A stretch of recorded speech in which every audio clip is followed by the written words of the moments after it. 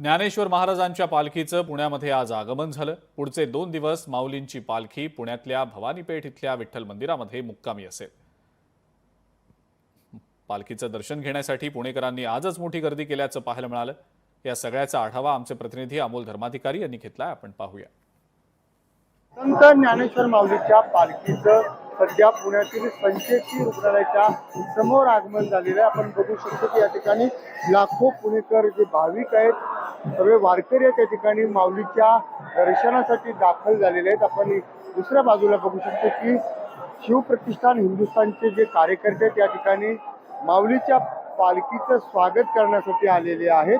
खरं तर लाखोंचा जो जनसमुदाय या ठिकाणी आपल्याला पाहायला मिळत आहे आणि अशातच या ठिकाणी शिवप्रतिष्ठान हिंदुस्थानचे जे प्रमुख आहेत संभाजी भिडे गुरुजी, हे सुद्धा या ठिकाणी माऊलीच्या पालखीचं जे आहे ते स्वागत करण्यासाठी आलेले आहेत। आणि आता आजचा मुक्काम जो आहे पालखीचा तो पुण्यातील भवानीपेठ या ठिकाणच्या विठोबा मंदिर या ठिकाणी असणार आहे। लोकशाहीसाठी चंद्रशेखर भांगे, पुणे।